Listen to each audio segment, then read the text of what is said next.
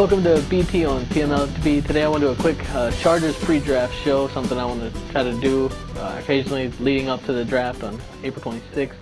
And today I want to talk about the Chargers prospects of drafting, who they want to get, who they're going to get. Today on the line I have a special host. It's LB, Littleboy. What's going on, man? Hey, how you doing? Thanks for having me on. Yeah? See, I heard you're a big Chargers fan, so I was like, we got to have him on while we do this special show today. And I want to get your take. Who do you think, with the Chargers' first-round pick, who should they draft? Well, I think that they've been focusing a lot on the offense, with their free agents and everything. So it seems to me that they're going to be doing more defensive stuff for the draft. I wouldn't mind some sort of a pass-rushing specialist. Not necessarily a defensive end, although if they get themselves a defensive end, he's going to have to play outside linebacker because we need somebody who strikes some fear into offense that can actually put some pressure on the quarterback like early Sean Merriman used to do. Yeah. No, there's three people that I've identified as keys to who would be a great fit on this defense. One is the safety out of Alabama, would be Mark Barron. I think he comes in, he's a solid player. He's a great athlete. I think he said he's 80 to 90% okay right now when it comes to his injury that he suffered last year. But I think having him back there would finally solidify the safety spot with Weddle on one side and Mark Barron on the other. What would you think about Mark Barron joining with Eric Weddle? Yeah, I wouldn't have a problem with that either. It seems to me that strong safety has been a little bit of an issue for the Chargers in the last few years. I really think that people who are down on the secondary, I think the secondary is better than people say that it is. I think Jammer had probably the worst year that he's had in a while last year. I think he's going to bounce back. I think the deal is the pressure. If we can get more pressure, more solid pressure on the quarterback, the secondary is going to fall into line. Yeah, I think if you're looking in that linebacker defensive end range, there's a few guys I've identified. Definitely number one is Melvin Ingram out of South Carolina. I think he's one of the better premier pass rushers to come out of this year's draft. I think he's out of South Carolina. He's following a long line of South Carolina defensive ends that are coming out, and I think he's going to be making the transition from defensive end to outside linebacker and being that pass rush specialist.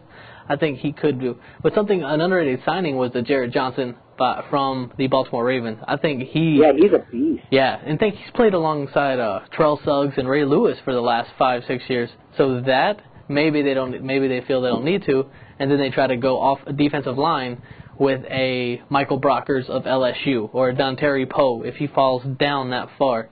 Someone that can get pass rush from the line from the interior three. Yeah, that wouldn't be a bad idea either. I know that they just re-signed Castillo. I'm not sure if I was very happy that they re-signed him.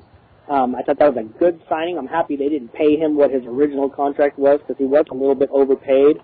I think he's a good guy to have in the rotation, but I think we need somebody who strikes some fear, and they just don't have that right now. You got Sean Phillips, of course, who is very good. He actually keeps getting better, but he needs a little bit of help. And Larry English, just injury problems have been just a nightmare for that guy. Yeah, and so we need somebody that's going to strike some fear into some offenses. Yeah, and the defensive coordinator, John Pagano, came on the radio show I heard, and he was like, I think Larry English this year will be able to erase that and become the dynamic guy that we drafted a few years ago.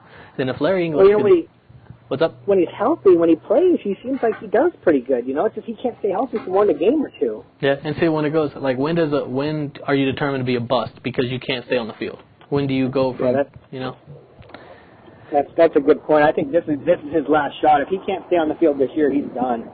Yeah, and I think definitely the final guy I've picked up as a guy that would be an amazing player, and he could drop down into the second round because of off-the-field problems, is Janoris Jenkins, the former UF Florida Gator. I think he has the skills to be one of the top 5 cornerbacks in the upcoming year. He's got speed. He's got, he's about 5'10", 5'11", so he's not too undersized.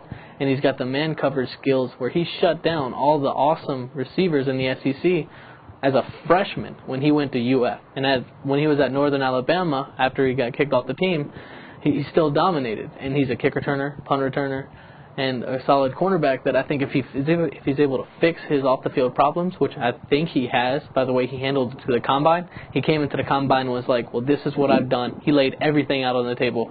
And I think with that, you're starting to see some progression and growing up. And if he's able to grow up, I think he could be a top 5 cornerback in the NFL. Well, yeah, the cornerback situation, I'm not as down on it as everybody else. I certainly wouldn't mind getting a stud in there. I think that the best player available you need to draft. And you always hear these rumors of Jammer eventually moving to safety. They keep saying that's not going to happen yet, but I do think that is going to happen within the next probably 2 years. So it wouldn't be a bad idea to get a real stud cornerback in there. Yeah, when you look at Jammer, I mean, he's definitely lost a step. He's not the premier cornerback that he was, 5-10 years ago. He's lost it a little bit, and I think he still can be a top cornerback in the league, but I think that transition to safety, and him and Weddle, I think he'd be able to extend his career 3 or 4 years, and I think that is something to move. Like Sean Springs did a few years ago with the Patriots and the Redskins. He decided to go from the cornerback to the safety and was able to extend his career a little bit, and he was still a dominant force because safeties don't need the speed, but having the cover ability and the hard-hitting ability that Jammer has, I think he could be someone to be a force to be reckoned with in the defensive backfield. He's definitely a great tackler back there, and he's been in the league not long enough that he's going to be more relying on his brain than his body, and that's a good spot for a cornerback to go. A cornerback like Jammer is a great spot for him to go back to safety. Yeah, no, I agree.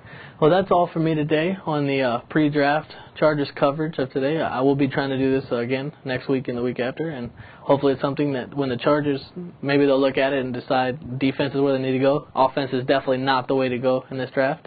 But I'm PT. You can follow me at BT on PMLB. LB, you got something? You can follow me on Twitter at LBHost, and of course you can always email me at littleboy@fatmanlittleboy.com. All right. That's it for us today, and have a great week.